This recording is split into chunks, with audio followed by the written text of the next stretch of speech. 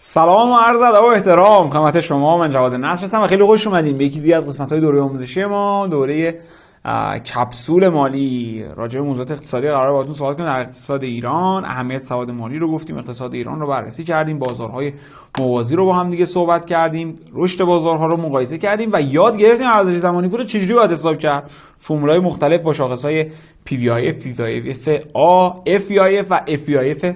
و حالا می‌خوایم راجع به بیمه صحبت کنیم. حالا که ارزش زمانی پول رو متوجه شدیم، ما میتونیم بیایم راجع به بیمه صحبت کنیم و اصول سرمایه گذاری. چون راجع به اقتصاد ایران ما به این ارزش زمانی گره میخوریم، به این ارزش زمانی گیر میکنیم. هر چی بخوایم حساب کنیم ارزش زمانیش مهمه. هر چی بخوایم حساب کنیم، چون دیگه اختلاف 1% و 2% نیست. نرخ بهره و نرخ تورم مثلا ایالات متحده یا تک رقمی نیست مثل اکثر کشورها. اینجا تورم متوسط 2 رقمیه. پس ارزش زمانی خیلی مهمه. خیلی ها موضوع بیمه رو از ما سوال میکنن. بیمه عمر بریم بگیریم یا نه؟ بیمه تامین اجتماعی بریم بگیریم یا نه؟ الان میخوایم به صورت اقتصادی با ارزش زمانی بیایم تک تک اینها رو مورد بررسی قرار بدیم. من خودم تا حالا جایی ندیدم که اینها رو بیان و با همین فرمول ها مورد ارزیابی قرار بدن. خیلی عددهامون رو سعی کردیم دقیق بیاریم، اما خیلی دقیق نیست، چون ممکنه مثلا نرخ‌ها در برخی از سالها تفاوت داشته. اینها میدونیم. ما ثابت فرض کردیم میخوایم یه حدودی از کار رو بدونیم. دستمزدها رو رفتیم استخراج کردیم. کلیه شاخص‌های اقتصادی رو قبل از دوره فوتوفن بچهای تیم ما استخراج کردن. مقادیر تورم، نرخ بازارها، رشد بازارها در بازارهای مختلف، حداقل دستمزد، قدرت خرید مردم، قیمت‌های مختلف و همه اینا رو ما جمع کردیم و در قسمت‌های مختلف از تک تک این پارامترها می‌خوایم استفاده کنیم. الان می‌خوایم از بحث بیمه‌ای استفاده کنیم. خیلی مبحث جذابیه و همراه ما باشید. خیلی از من سوال می‌پرسن آقا بیمه عمر چیز خوبیه یا نه؟ ما بریم بیمه عمر بگیریم؟ خیلی از ما سوال می‌پرسن. خیلی هم متداوله، چون شرکت بیمه‌ای برای بازاریابیشون خیلی زحمت می‌کشن، خیلی طرح‌های بازاریابی قوی دارن، پس خیلی از مردم اسم اینها رو میشنون. خب آقا شما یه پولی رو الان دارید میدید، خب و در آینده در واقع یه ارزشی داره. این ارزش رو می‌تونید همین الان حساب کنید با فرمول PVIF که دیگه کاری ندارید. اگر قرضتون از بیمه عمر اون پولیه که قرار بعد بهتون بدم، جزئیات زیاد داره بهتون میگم، منو قضاوت نکنید، یکم صبر کنید. خب من طرحهای بیمه عمری که اطرافیانم گرفته بودن رو مثلا گرفتم، قراردادشون رو خوندم. مثلا فرض کنید حدوداً مثلا 200,000 تومان ماهیانه میدم با یه نرخ رشد مثلا 20% در هر سال و قراره که آخر سال عددا حدوداً اینه. قرار آخر 30 سال به این بزرگواران 30 میلیون تومان 1 میلیارد تومان یک جا داده بشه. و خیلی هم روی این موضوع در قراردادها فوکوس میشه، خیلی روی این موضوع زوم میشه در قراردادها که شما 30 سال دیگه 1 میلیارد یه جا میگیرید. الان دارید 200,000 تومان پول میدید، 200,000 تومان 30 سال دیگه 1 میلیارد یا مثلا 1 میلیارد و 500 2 میلیارد. کسایی که طرحهای قوی تری دارن 10 میلیارد سال دیگه یه جا میگیرید. اون عددی که تو قراردادتون نوشته رو بذارید تو ارزش زمانی، کاری نداره که. ما الان اینجا من این حالت خودکار این رو فعال کنم، قلم این رو اینجا رو نگاه کنیم. ما میخوایم ارزش فعلی یه پولی حساب کنیم دیگه. این PV مساوی است با ارزش آینده. مثلا روی 1 میلیارد میخوام حساب کنم، 1 میلیارد ضرب در PVIF. خیلی ساده است. آقا چه پولی میخوان به ما بدن؟ با PVIF میشونم حساب میکنم. با چه مفروضاتی؟ آقا میانگین تورم رو اصلا میگیریم، یعنی آر رو من میگیرم 25%، میانگین تورمی که ما در 40 سال گذشته داشتیم با این دست فرمون اقتصادی در آینده هم همینه. خب حتما ما دیتای تاریخی حالا اسلایدهای بعد میبینید خیلی جذابه بررسی میکنیم. و این رو هم میگیرم 30 سال در 25 سال گذشته. PVIF رو باید برم مورد محاسبه قرار بدم. میام اینجا و توی کدوم سایت بودیم؟ اینجا بودیم PVIF. حالا همش هم FVIF شد. اینجا میزنم PVIF، فارسی زدم PVIF و سرچ میکنم. جدول PVIF رو برای من میاره، بازش میکنم. برای نرخ بهره 25% و 30 سال میخوام این رو محاسبه بکنم.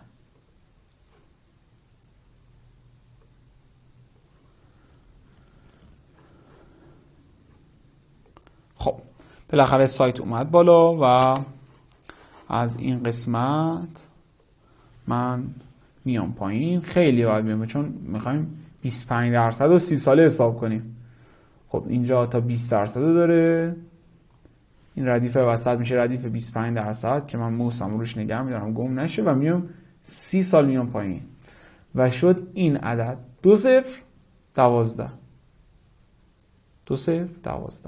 خب و از برمیگردم اینجا دیگه فرمولم تقریبا مشخص است. اینجا مساوی قرار میدم و این 1 میلیارد 300 بی نشون میدن ضرب داره عدد یادم رفت اصلا.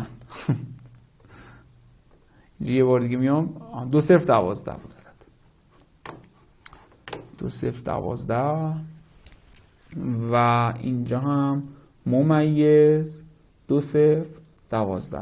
حضرت ماشین حساب رو اینجا از اینجا میاریم و این 9 تا 0 برای 1 میلیارد و 2012 شد 1,200,000 تومان. علا برکت الله.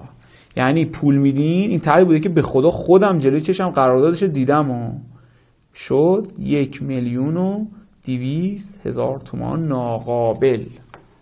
آقا پول دارید میدید 200,000 تومان، ما به ما هم افزایش ته 30 سال پولی که قرار بهتون بدم اگه انشالله نرخ تورم و نرخ بهره و اینها مفروضاتش با 44 سال قبلی یکی باشه که به نظر من با حداقل با این دیتایی که الان در سال 1401 دارم میبینم اینطور نیست، یکی نیست. در شروع سال 1402 دارم میبینم اینطور نیست.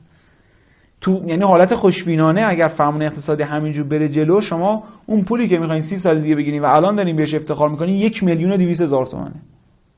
با 1,200,000 تومان چیکار میشه کرد الان؟ هیچ. خب این بذاریم. پس بیمه عمر چیز خوبیه یا نه؟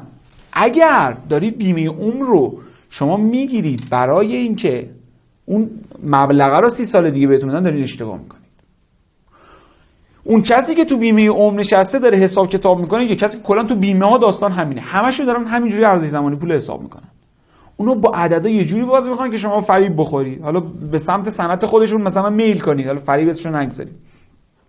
شما خودتون باید حساب کار خودتون رو بکنید. این فرمول نمیصرفه برای اون مبلغ، نمیصرفه. بیمه عمر بگیریم یا نه؟ اگر برای مبلغشه نه. اما بیمه عمر خدمات دیگه‌ای هم داره.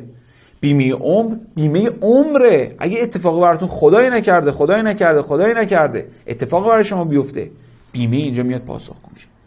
اون موقع جلو میافتید، اون موقع کلی چیز به دست میارید. بله. اما خدا نخواد که واقعا برای کسی اتفاقی، برای عزیزان کسی اتفاقی بیفته که بخواد اصلا از بیمه عمرش استفاده کنه.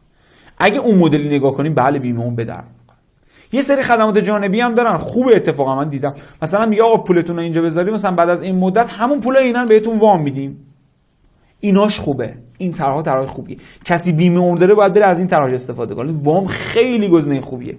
بدون ضامن همون پول خودتون رو تا 90% رو به شما برمیگردونن. بعد مثلا اینقدر مدت اگه بگذره، یه حساب کتاب بکنید، بیمه عمر رو برای پول 30 سال بعدش نگیرید.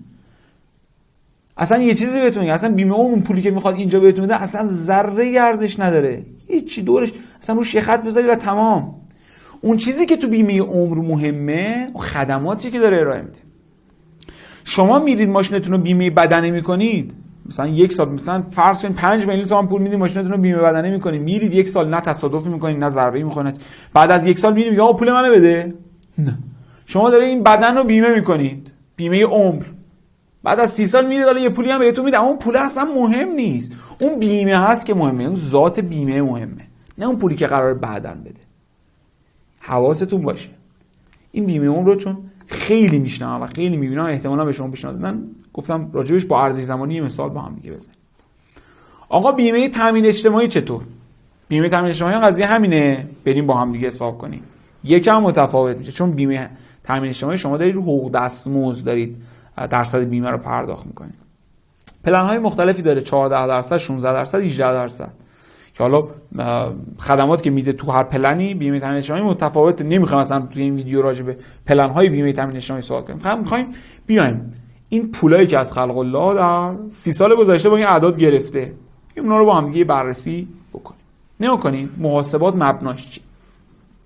ما در نظر گرفتیم ماهیانه نرخ بهره ماهیانه 2% باشه. این همون فرمولای ارزش زمانی پوله که جلسه قبل با هم یه کار کردیم. شاخص FVIF که دیگه مشخصه، نرخ بیمه رو 14% در نظر، یعنی پایین‌ترین نرخ بیمه موجود. انش میشه 12، این ان مربوط به این 2% دیگه، چون سالیانه باید این موضوع رو حساب بکنه. و نرخ سالیانه در واقع 24%، نرخ بهره سالیانه این 12، این 24، این ضرب 12 میشه، این 2 24. خب اینجا اومدیم تو این جدول چیکار کردیم؟ دقت کنید، من اینو یه مقداری زوم کنم که شما بهتر ببینید. خودم بیام اینجا. خب از سال 72 کسی بیمه رد می‌کرده، سال 1401 بازنشسته شده، بینش وقفه نباید بیفته. ما فرض کردیم در 30 سال گذشته از تاریخ همین امروز، الان 1402 در شروع 1402 هست، از 1172 یکی بیمه رد کرده، حداقل دستمزد روز بوده 89000 ریال، 8900 تومان ماهیانه. خب و باید 14% رو در یک ماه بیمه میده، یعنی در یک ماه باید در واقع 1257 تومان و 5 ریال طرف بیمه میداده. و برای همه سال‌ها اینو حساب کردیم، با نرخ 14% این محاسبات رو داریم انجام میدیم. با همین فرمول در واقع FVIF اومدیم ارزش اون پول رو با اون نرخ بهره ماه به ماه با FVIF آ آوردیم آخر سال حساب کردیم، آخر همون سال حساب کردیم و ارزش اون پول رو بعد از 30 سال هم اومدیم حساب کردیم و جمع 30 سالا رو با هم دیگه زدیم.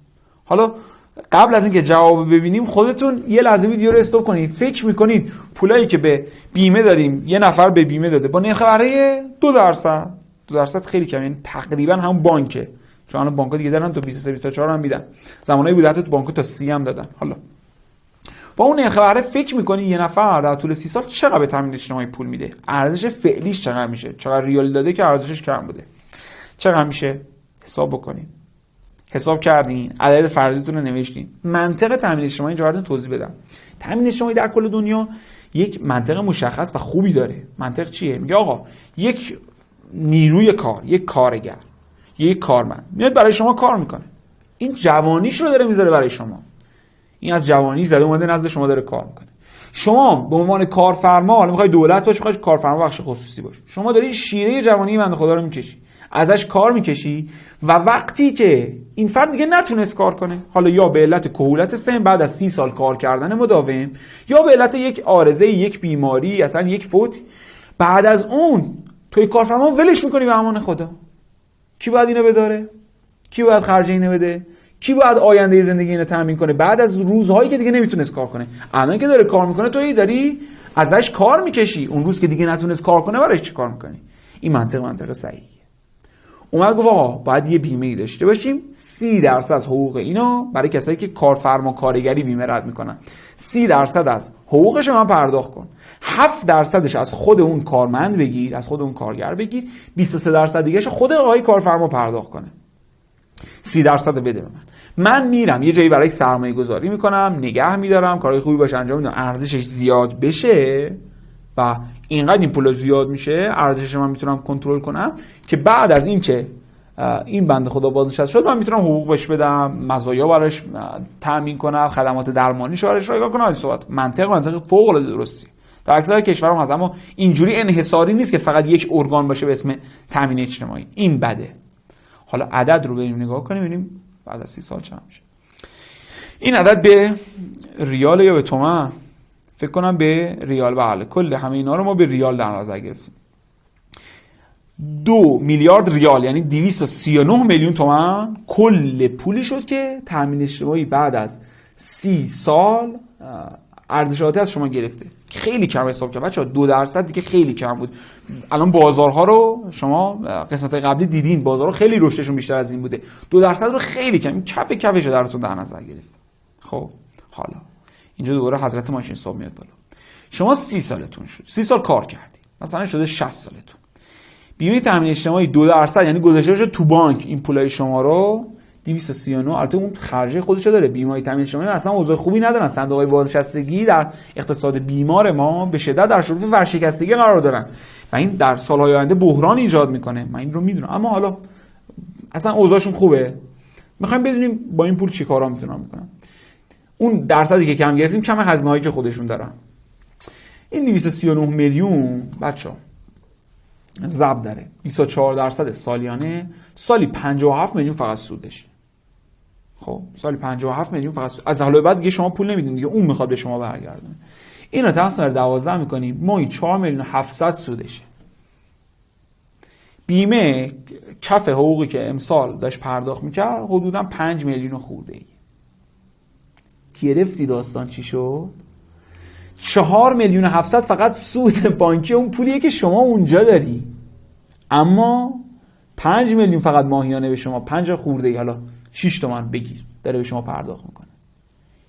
و شما در نظر بگیرید اگر خدا طول عمر رو بهتون بده 120 سال هم زنده باشید، باز هم نمیتونید آنچه که به بیمه دادین از بیمه بگیرید. با این چون نرخ بهره داره، این پول یه پیشش مونده، هر سال با سود همون پولا میاد یه پولی به شما میده و شما در یک جایی بالاخره همه ما از آنیم و به او سمت او برمیگردیم، بالاخره یه جایی همه ما رفتنی میریم و این پول میمونه و بیمه، به شرطی که بیمه درست بره سرمایه گذاری کنه، نه این بیمه های ما که رفتن گند زدن ما این سرمایه گذاریشون. خیلی نکته مهم، خیلی نکته مهم. خب گرفتین داستان چی شد؟ با سود پولایی که بهش دادین میتونه کامل در واقع به شما برگردون، مثلا حقوق بهتون بده. این یه جدول حساسیت خیلی خوشگله. این جدول همون اطلاعات صفحه قبله با درصدهای مختلف براتون اینجا آوردم. نگاه کنی میگه با نرخ بیمه 14%، 16%، 18% و 30%. 30% همون کارفرما کارگریه. اگه تو این نرخا بدیم با چه نرخ بهره ای شما چقدر پول دادید به بیمه؟ مثلا فرض کن نرخ بهره 30% در نظر بگیریم، مثلا یه چیزی بگیم آقا رفته مثلا تو بورس خوب سرمایه گذاری کرده در طی این سالها، 30% دیگه یه نرخ منطقی و معقولی هست. اگه با 30 در نظر بگیریم و نرخ بیمه 16% در نظر بگیریم، ببین عدد چی شد؟ 650 میلیون شد. اون عددی که ما حساب کردیم کدوم بود؟ این بود، 14% و 24% سالیانه 239 شد 650 میلیون. میخوام بهتون بگم چقدر محاسبات ما محتاطانه بود. اگر 650 میلیون کلا داده باشیم ضرب داره 30%، فقط سودش میشه سال 195 میلیون که تصفیه 12 میشه ماهی 16 میلیون که فقط ماهی 5 میلیون 6 میلیون به شما برمیگرده. حتی حقوقا مختلفه بابا، اما اکثر مردم کمینه دارن میگیرن. پدر خود من داره کمینه میگیره، بازنشسته تامین اجتماعی، بعد از 30 سال. دیدین چه اتفاقی افتاد؟ پس مثال شد، مثال بیمه عمر نزدیک شد به اون داستان. خب اما حالا ما چیکار کنیم؟ برگردیم یه بار سر همون سوال اولمون. بیمه تامین اجتماعی چطوره، بگیریم یا نه؟ برعکس اون بیمه عمر است. اینجا جواب من اینه که حتما بگیرید، حتما بگیرید. خیلی مهمه. این ممکن شما تعجب کنید که آقا پس این همه حساب کتاب کردن عرضه زمانی پول. چند تا قاعده خیلی مهم در بحث بیمه عمر بیمه تامین اجتماعی نهفته است و فراتر از بیمه عمر. حالا گفتم بیمه عمر رو اگه می‌خوایم بریم بگیریم فقط به خاطر اون بحث‌های خدمات، حالا بیمه کردن شخص خودتون، وامایی که احتمالاً بهتون بده، اونا خوبه، برای پولش نگیرید، اما اینو بگیرید در هر صورت. و این صحبت هم خطاب به آقایون هست، آقایون حتما بگیرن، خیلی قاعده مهمیه. چرا این توصیه رو دارم میکنم؟ چون موسم رو پیدا بکنم.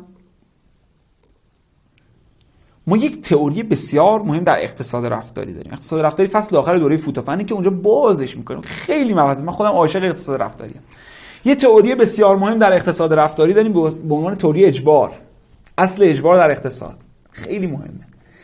وقتی شما مجبور باشید که یک پولی رو هر ماه کنار بگذارید برای یک مصرف خاصی، همون موضوع شما رو جلو میندازه. این محاسبات حالا میریم محاسبه میکنیم، اگه پول تامین اجتماعی رفتیم جای دیگه سرمایه گذاری میکنیم، اما اگر سرمایه گذاری میکردی، تجربه ثابت میکنه 90% آدما که ولش کن به بیمه نمیدم خودم میرم سرمایه گذاری میکنم، این کارو انجام نمیدن.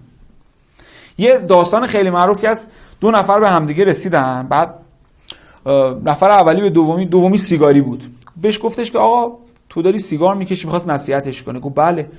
گفت هر پاکتی رو چقدر میگیری؟ گفت مثلا پاکتی مثلا چه میدونم مثلا 100,000 تومان، مثلا دارم میگم. گفت روزی چند تا پاکت میکشی جوون؟ گفت مثلا روزی 3 تا پاکت مثلا. گفت مثلا تو اگر چند سال سیگار میکشی؟ گفت مثلا من 15 سال سیگار میکشم. از 20 سالگیم از 15 سالگیم سیگار کشیدم، الان 30 سالمه مثلا 15 سال اسکام. یه 2 تا 4 تا انجام داد. حالا یکم اومده بود دوره ما رو شرکت کرد، ارزش زمانیش هم حساب کرد، همه چی با هم دیگه گفت میدونستی اگر سیگار نمیکشیدی الان با پولایی که سیگار کشیدی میتونستی یه بنز بخری؟ بعد اون سیگاری یه نگاهی بهش کرد، گفت آقا بخشی شما سیگار میکشین؟ طرف گفت نه. گفت بنز دارین؟ طرف گفت نه. گفت پس حرف بی خودی هم نزنید. گرفتی داستان چی شد؟ اصل اجباره. آره اگر نمیکشید این کار، اگر کاشتن در نیومد، اگر مجبور باشی این کارو بکنی این کارو انجام میدی. خیلی اجبار مهمه، خیلی. و ما در اقتصاد رفتاری راجع به تکنیکایی صحبت کنیم که شما رو مجبور کنیم به انجام اصول درست اقتصادی. خیلی مبحث مهمیه. تامین اجتماعی شما رو مجبور میکنه که هر ماه یه پولی رو کنار بزنید و این خیلی برای شما خوبه. 90% آدم‌ها اگه قرارش خودشون این کارو انجام بدن این کارو انجام نمیدن، ازش سر میزنن. نکته مهم اینه که برای آقایون خیلی توصیه میشه، به خصوص آقایونی که قصد ازدواج دارن، متأهلن، حالا مجرده حسابشون جداست، چون اگر یک مجردی به رحمت خدا بره، خب خودش بوده سرپرست خودش، زیر مجموعه خودش کسی نداره، بیمه تامین اجتماعی میگه خب رفتی، خب به سلامت، خدا حافظ. اما یک متأهل که یک زندگی داره، حالا فرزندی داره، همسری داره، افرادی بهش وابسته هستن، و یا حتی شما ممکنه الان مجرد بشین اما در آینده خب میخواین متأهل بشین، حتما برای آقایون توصیه میشه. اما برای خانوما نه. خانومایی که دوباره سرپرست خانواده‌ان حتما براشون توصیه میشه، یا خانومایی که دغدغه مالی دارن کلا براشون توصیه میشه. اما آقایون حتما واجبه، حتما انجام بدید. اگر در 15 سال شما کار کردید و خدا نخواد اما اتفاقه یه لحظه قطع بشه، یه لحظه این نفس یه لحظه نیاد، چه اتفاقی میفته؟ اون باقی ماندگان از ما، بستگان ما، وابستگان به ما، زیر مجموعه ما چیکار میخوام کنن؟ همسر ما، بچه ما. سخت. حتما انجام بدیم. به خاطر تئوری اجبار در اقتصاد حتما انجام بدیم. ضمن اینکه اثر بیمه‌ای داره، حکایت همون بیمه عمر است. اینجا شما بیمه میکنید خودتون رو. حالا تفاوتش که میدونید، اون 14% 16% فکر کنم بیمه فوت رو داره، یعنی اگر قبل از بازنشستگی فوت کنیدم اون میاد براتون لحاظ میکنه. 18% دوری خدمات دیگه ای داره، اما حتما استفاده کنید. تا مجردید مثلا 14% براتون نرخ بیمه خوبیه. متأهل شدید حتما به 16%ش کنید و اینا یه بازه زمانی میگذره تا کنتور بندازه اون 16%. خیلی مهمه این کارا رو حتما برید انجام بدید. بیمه عمر گفتم توضیحاتشو، بیمه تامین اجتماعی اومدیم هم اقتصادی بررسی کردیم، هم منطقه اقتصاد رفتاری بررسی کردیم، هم نظر شخصی ما گفتم. و اما بریم وارد مباحث سرمایه گذاری بشیم. از چه دریچه‌ای؟ از همین جایی که بودیم. یعنی بریم اینجوری فرض کنیم با دیتایی که دیدیم اگر پول بیمه رو حقوقش رو طرف هر سال میومد تو بورس سرمایه گذاری میکرد یا میرفت تو طلای گرمی سرمایه گذاری آب شده میخرید، چقدر روش میکرد؟ بیایم با هم دیگه بررسی بکنیم. خب این عددا با هم دیگه جمع میشه میرسه این آخر. تو خود بیمه عدد رو به دست آوردیم چقدر؟ 239 میلیون تومان. یادتونه؟ اینجا نگاه کنید عدد در بورس، این ستون مربوط به بورس رو اینجا نگاه کنید، عدد شد 1 میلیارد و 300 میلیون تومان. دیدین بورس با سرمایه ما چیکار کرد؟ به شرط که اصولی انجام بشه. فرض نکنیم تو بورس شکست بخوریم، مثل کسایی که بورس 99 تو سقف اومدن خریدن، یا همونایی که سال 92 تو سقف اومدن خریدن، همون اومدن 99 دوباره تو سقف خریدن. اینجوری اصولی علم هر بازاری رو باید داشته باشی، تخصص هر بازاری رو باید داشته باشی. و من اینجا این تخصص رو به شما ان شاء الله منتقل خواهم کرد. شد 1 میلیارد و 300. اصلا بورسی چی؟ طلا بریم شد 900 میلیون. 1379 900. میبینید یه سولش 500 میلیون 400 خورده 500 میلیون بینش فرقه. خب این فرق بیشتر هم میتونه باشه چون بورس یه بازار فوق العاده جذابیه. من تکنیکایی که بیشتر از این حرفا بشه من به شما آموزش خواهم داد در دوره فوتوفن، اون قسمتی که مربوط به بورس است. 1 میلیارد و 300. حالا دوست دارید همون محاسبات یه بار دیگه انجام بدیم؟ کسی که 1 میلیارد و 300 پولش شده دیگه دغدغه به تاریخ امروز عرض می‌کنم دیگه دغدغه بازنشستگی داره. 1 میلیارد و 300 تو همون بورس دوباره رشدش خیلی فزاینده میشه، اما 1 میلیارد و 300 رو 1 میلیارد و 370 اگه بخوایم بانکی هم بهش نگاه کنیم ضرب در 20%ش، 23% الان دارن بانک‌ها میدن، تقسیم بر 12 میشه ماهی 22 میلیون 23 میلیون. بذارید کنار حقوق 5 میلیونی که الان داره بیمه تامین اجتماعی میده. ممکنه شما در آینده دارید این ویدیو رو نگاه کنید، این عددا رو ممکنه حالا با این تورمی که ماشاءالله هزار ماشاءالله ما هر سال در این کشور داریم، ممکنه این عددا خیلی به ذهنتون کم بیاد. ضرب در تورم این سالها بکنید تا بفهمید من در شروع سال 1402 دارم چه اعدادی رو خدمت شما عرض خواهم کرد، با دلار 50000 تومانی دارم چه اعدادی رو خدمت شما عرض خواهم کرد. این داستان. خب بسیار عالی.